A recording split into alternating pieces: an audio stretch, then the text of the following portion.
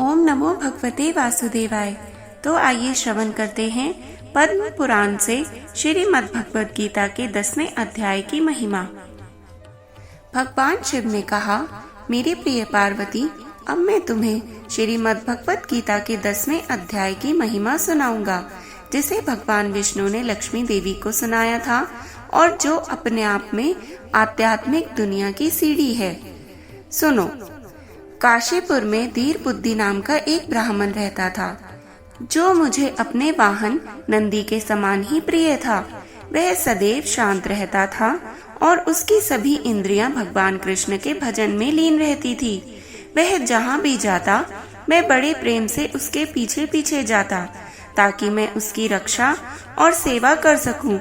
मेरे कार्यों को देखकर मेरे सनातन सेवक भृंगिरिधि ने मुझसे पूछा, इस महान भक्त ने किस प्रकार की तपस्या और अन्य पुण्य कार्य किए हैं कि आप स्वयं उसकी सेवा कर रहे हैं। भृंगिरिधि की जिज्ञासा सुनकर मैंने उत्तर दिया, एक बार मैं कैलाश पर्वत पर पुनांग नामक उद्यान में बैठकर चांदनी में आनंद ले रहा था। तभी अचानक तेज हवा चलने लगी, जिससे वृक्ष बहुत तेज आवाज के साथ हिलने लगे। अचानक चारों ओर छाया छा गई, मानो कोई पर्वत हिल रहा हो। अचानक आकाश में वर्षा के बादल के समान रंग का एक बहुत बड़ा पक्षी दिखाई दिया। उसके पंख फड़फड़ाने से वृक्ष हिलने लगे और धूल उड़ने लगी। अचानक से वह पक्षी जमीन पर उतरा और मुझे प्रणाम किया तथा एक सुंदर कमल पुष्प भी भेंट किया। तत्पश्चात उसने कहा, हे महादेव, आप सबके आश्रय हैं, आपकी जय हो। आपकी महिमा की कोई सीमा नहीं है। आप उन भक्तों के रक्षक हैं जो अपनी इंद्रियों पर नियंत्रण रखते हैं, और आप भगवान कृष्ण के सभी भक्तों में सर्वश्रेष्ठ हैं। बृहस्पति जैसे महान आत्माएं हमेशा आपकी महिमा का गान करती रहती हैं, लेकिन 1000 सिरों वाला अनंत शेष भी आपकी महिमा का पूरा वर्णन करने में सक्षम नहीं है। तो फिर मुझ जैसे पक्षी के बारे में क्या कहा जाए, जिसकी बुद्धि इतनी कम है। पक्षी की प्रार्थना सुनकर मैंने पूछा, तुम कौन हो और कहाँ से आ रहे हो? तुम हंस जैसे दिखते हो और तुम्हारा शरीर कोए जैसा है। उस पक्षी ने कहा, कृपया समझ लो कि मैं ब्रह्मा जी का हंस वाहक हूँ और मेरे शरीर का रंग काला होने के कारण मैं तुम्हें बताता हूँ।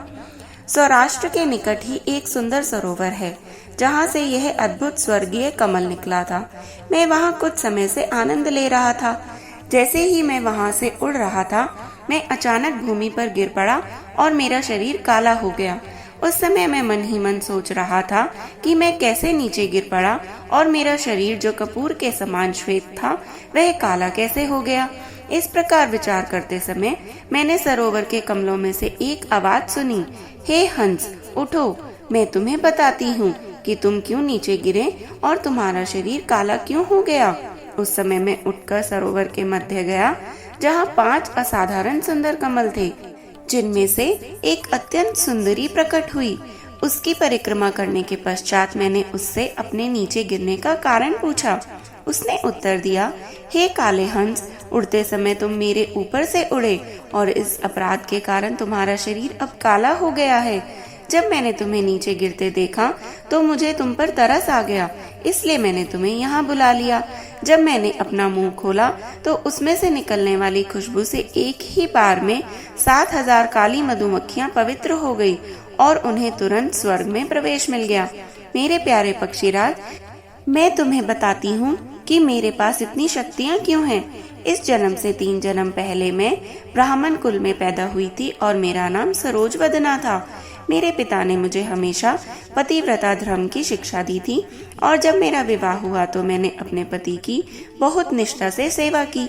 एक दिन मुझे एक मैना मिली और उसे देखने के कारण मेरे पति की सेवा में बाधा आई, जिससे वे क्रोधित हो गए और मुझे श्राप दे दिया कि अरे पापिनी, तू अगले जन्म में मैना बनेगी। अगले जन्म में मैं मैना बनी, लेकिन पतिव्रता धर्म का सख्ती से पालन करने के कारण मैं कुछ ऋषियों के संपर्क में आ गई, जिन्होंने मुझे अपने आश्रम में रखा। ऋषि की एक बेटी मेरी देखभाल करती थी। वहाँ रहते हुए मैं प्रतिदिन सुबह शाम श्रीमद् भगवद गीता के 10वें अध्याय का पाठ सुनती थी। जिसके कारण अगले जन्म में मुझे स्वर्ग में पद्मावती नाम की अप्सरा का शरीर प्राप्त हुआ। एक दिन मैं पुष्प विमान से यात्रा कर रही थी, तभी मुझे इस सरोवर पर सुंदर कमल पुष्प दिखाई पड़े। यहाँ आकर मैं जल में रमन करने लगी। उसी समय दुर्वासा मुनि वहाँ आए और उन्होंने मुझे पूर्णतः नग्न देखा। उनसे भयभीत होकर मैंने तुरंत ही 5 कमलों का रूप धारण कर लिया। मेरी दोनों भुजाएं 2 कमल बन गई, मेरे दोनों पैर भी 2 कमल बन गए तथा मेरा शेष शरीर 5वां कमल बन गया। दुर्वासा मुनि के नेत्रों से अग्नि निकलने लगी। अरे पापिन, तू इस रूप में 100 वर्षों तक रहेगी। मुझे श्राप देकर वे तुरंत अंतर्ध्यान हो गए, किंतु सौभाग्य से मुझे श्रीमद् भगवत गीता का 10वां अध्याय याद आ गया और आज मैं श्राप से मुक्त हो गई हूँ, क्योंकि मेरे ऊपर से गुजरने के कारण तू भूमि पर गिर पड़ा और तेरा शरीर काला पड़ गया। किंतु यदि तू मुझसे श्रीमद् भगवत गीता का 10वां अध्याय सुनेगा तो इस स्थिति से मुक्त हो सकेगा। पद्मावती ने श्रीमद् भगवत गीता के 10वें अध्याय का पाठ पूरा करने के बाद वैकुंठ के लिए विमान से प्रस्थान किया। उसके बाद मैं यहाँ आया और उस झील से यह सुंदर कमल आपको अर्पित किया। भगवान शिव ने कहा, जब काले हंस ने अपनी कथा पूरी कर ली तो तुरंत उसने अपना शरीर त्याग दिया और एक ब्राह्मण परिवार में धीर बुद्धि के रूप में जन्म लिया, जो बचपन से ही हमेशा श्रीमद् भगवत गीता के 10वें अध्याय का पाठ करता था। और जो कोई भी उससे यह जप सुनेगा उसे शंख और चक्र धारण करने वाले भगवान विष्णु के दर्शन प्राप्त होंगे। जो कोई भी उस जप को सुनेगा, चाहे वे पतित और नशे के आदि हों या ब्राह्मणों के हथियारे हों, वे शंख और चक्र धारण करने वाले भगवान विष्णु के दर्शन प्राप्त करेंगे। इसी कारण से मेरे प्रिय भृंगिरिधि, मैं हमेशा धीर बुद्धि की सेवा करता हूँ। हे पार्वती, चाहे कोई पुरुष हो या स्त्री, चाहे वह सन्यासी हो या गृहस्थ, वस्तुतः वह किसी भी स्थिति में हो, यदि वह श्रीमद् भगवत गीता के 10वें अध्याय का जप करता है तो उसे भगवान विष्णु के दर्शन अवश्य प्राप्त होंगे। हर हर महादेव। तो आइए भक्तों, ऐसे 10वें अध्याय का श्रवण हम भी कर लेते हैं। श्रीमद् भगवत गीता अध्याय 10। आनंदमयी भगवान ने कहा, हे महाबाहु अर्जुन, अब आगे मेरे सभी दिव्य उपदेशों को पुनः सुनो। चूंकि तुम मेरे प्रिय सखा हो, इसलिए मैं तुम्हारे कल्याणार्थ तुम्हें इन्हें प्रकट करूंगा।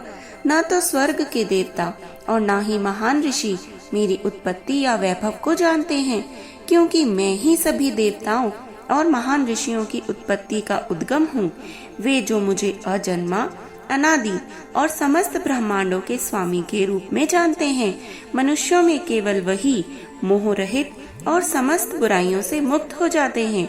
जीवों में विविध प्रकार के गुण जैसे बुद्धि, ज्ञान, विचारों की स्पष्टता, क्षमा, सत्यता, इंद्रियों और मन पर नियंत्रण, सुख और दुख, जन्म मृत्यु, भय, निडरता, अहिंसा, समता, तुष्टि, तप, दान, यश और अपयश केवल मुझसे ही उत्पन्न होते हैं। सप्त महर्षि गण और उनसे पूर्व 4 महर्षि और 14 मनु सब मेरे मन से उत्पन्न हुए हैं तथा संसार में निवास करने वाले सभी जीव उनसे उत्पन्न हुए हैं। जो मेरी महिमा और दिव्य शक्तियों को वास्तविक रूप से जान लेता है, वह अविचल भक्ति योग के माध्यम से मुझ में एकीकृत हो जाता है। इसमें कोई संदेह नहीं है। मैं समस्त सृष्टि का उद्गम हूँ। सभी वस्तुएं मुझसे ही उत्पन्न होती हैं। जो बुद्धिमान यह जान लेता है, वह पूर्ण दृढ़ विश्वास और प्रेमा भक्ति के साथ मेरी उपासना करता है। मेरे भक्त अपने मन को मुझ में स्थिर कर अपना जीवन मुझे समर्पित करते हुए सदैव संतुष्ट रहते हैं। वे एक दूसरे को ज्ञान का प्रदान करते हुए, मेरे विषय में वार्तालाप करते हुए और मेरी महिमा का गान करते हुए अत्यंत आनंद और संतोष की अनुभूति करते हैं।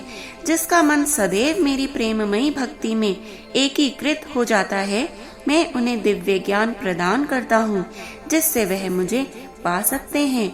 उन पर करुणा के कारण मैं उनके हृदयों में वास करता हूँ और ज्ञान के प्रकाशमय दीपक द्वारा अंधकार जनित अज्ञान को संपूर्णतः नष्ट करता हूँ।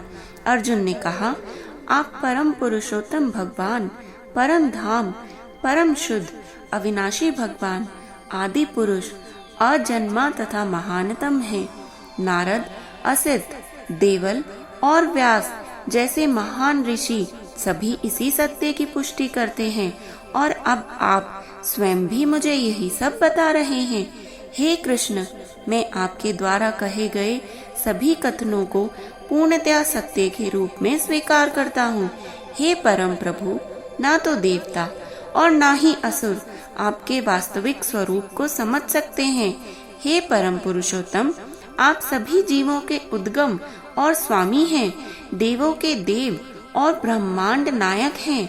वास्तव में केवल आप अकेले ही अपनी अचिंतनीय शक्ति से स्वयं को जानने वाले हैं। प्रभु, कृपया विस्तार पूर्वक मुझे अपने दिव्य ऐश्वर्यों से अवगत कराएं, जिनके द्वारा आप समस्त संसार में व्याप्त होकर उनमें रहते हैं। हे योग के परम स्वामी, मैं आपको ज्यादा अच्छे से कैसे जान सकता हूँ और कैसे आपका मधुर चिंतन कर सकता हूँ। हे परम पुरुषोत्तम भगवान, ध्यानावस्था के दौरान मैं किन किन रूपों में आपका स्मरण कर सकता हूँ। हे जनार्दन, कृपया मुझे पुनः अपनी दिव्य महिमा, वैभवों और अभिव्यक्तियों के संबंध में विस्तृत रूप से बतलाएं। मैं आपकी अमृत वाणी को सुनकर कभी तृप्त नहीं हो सकता।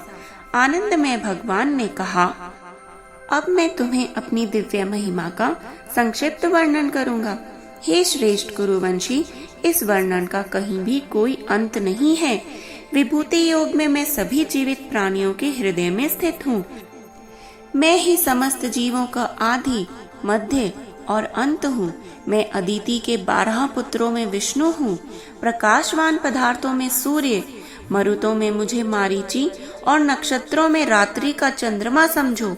मैं वेदों में सामवेद, देवताओं में स्वर्ग का राजा इंद्र हूँ। इंद्रियों के बीच में मन और जीवित प्राणियों के बीच में चेतना हूँ। रुद्रों में मुझे शंकर जानो। यक्षों में मैं कुबेर हूँ। वसुओं में मैं अग्नि हूँ और पर्वतों में मेरु हूँ। हे अर्जुन, पुरोहितों में मुझे बृहस्पति जानो और सेना नायकों में मैं कार्तिकेय हूँ और सभी जलाशयों में मैं समुद्र हूँ। मैं महर्षियों में भृगु हूँ। ध्वनियों में दिव्य ओम हूँ। मुझे यज्ञों में जपने वाला पवित्र नाम समझो। अचल पदार्थों में मैं हिमालय हूँ। वृक्षों में मैं बरगद का वृक्ष हूँ और देव ऋषियों में मैं नारद हूँ। गंधर्वों में मैं चित्ररथ हूँ। सिद्ध पुरुषों में मैं कपिल मुनि हूँ। अश्वों में मुझे उच्चैश्रवा समझो, जो अमृत के लिए समुद्र मंथन के समय प्रकट हुआ था। हाथियों में मुझे ग्रवित ऐरावत समझो और मनुष्यों में मैं राजा हूँ। शस्त्रों में मैं वज्र हूँ और गायों में कामधेनु हूँ। संतति के समस्त कारणों में मैं प्रेम का देवता कामदेव और सर्पों में वासुकी हूँ। अनेक फनों वाले सर्पों में मैं अनंत हूँ। जलचरों में वरुण हूँ। पितरों में अर्यमा हूँ और नियमों के नियामकों में मैं मृत्यु का देवता यमराज हूँ। दैत्यों में मैं प्रहलाद हूँ और दमनकर्ताओं में मैं काल हूँ। पशुओं में मुझे सिंह मानो और पक्षियों में मुझे गरुड़ जानो। पवित्र करने वालों में मैं वायु हूँ और शस्त्र चलाने वालों में मैं भगवान श्री राम हूँ। जलीय जीवों में मगर और बहती नदियों में गंगा हूँ। हे अर्जुन, मुझे समस्त सृष्टियों का आदि, मध्य और अंत जानो। सभी विद्याओं में मैं आध्यात्म विद्या हूँ और सभी तर्कों का मैं तार्किक निष्कर्ष हूँ। मैं सभी अक्षरों में प्रथम अक्षर आकार हूँ और व्याकरण के समासों का द्वंद्व समास हूँ। मैं शाश्वत काल हूँ और सृष्टाओं में मैं ब्रह्मा हूँ। मैं सर्वभक्षी मृत्यु हूँ और आगे भविष्य में होने वाले अस्तित्वों को उत्पन्न करने वाला मूल मैं ही हूँ। स्त्रियों के गुणों में मैं कीर्ति, स्मृति, मधुरवाणी, स्मृति, बुद्धि, साहस और क्षमा हूँ। सामवेद के गीतों में मुझे भृत साम और छंदों में मुझे गायत्री मंत्र समझो। मैं 12 मासों में मार्गशीर्ष और ऋतुओं में पुष्प खिलाने वाली वसंत ऋतु हूँ। समस्त छलियों में मैं जुआ हूँ और तेजस्वियों में तेज हूँ। विजेताओं में मैं विजयी हूँ। संकल्पकर्ताओं का संकल्प और धर्मात्माओं का धर्म हूँ। वृष्णि वंशियों में मैं कृष्ण और पांडवों में अर्जुन हूँ। ऋषियों में मैं वेद व्यास और महान विचारकों में शुक्राचार्य हूँ। मैं अराजकता को रोकने वाले साधनों के बीच न्यायोचित दंड और विजय की आकांक्षा रखने वालों में उनकी उपयुक्त नीति हूँ। रहस्यों में मौन और बुद्धिमानों में उनका विवेक हूँ। मैं सभी प्राणियों का जनक बीज हूँ। कोई भी चर या अचर मेरे बिना नहीं रह सकता। हे शत्रु विजेता, मेरी दिव्य विभूतियों का कोई अंत नहीं है। मैंने जो तुमसे कहा यह मेरी अनंत महिमा का संकेत मात्र है। तुम जिसे सौंदर्य, ऐश्वर्य या तेज के रूप में देखते हो उसे मेरे से उत्पन्न किंतु मेरे तेज का स्फुलिंग मानो। हे अर्जुन, इस प्रकार के विस्तृत ज्ञान की क्या आवश्यकता है? केवल इतना समझ लो कि मैं अपने एक अंश मात्र से सकल सृष्टि में व्याप्त होकर उसे धारण करता हूँ। हरे कृष्ण कृष्ण कृष्ण हरे हरे। 11वां अध्याय सुनने के लिए जरूर से जरूर हमें सब्सक्राइब करें, हमारे चैनल को अधिक से अधिक शेयर करें, व लाइक अवश्य करें और कमेंट में अवश्य लिख कर जाएं। हर हर महादेव।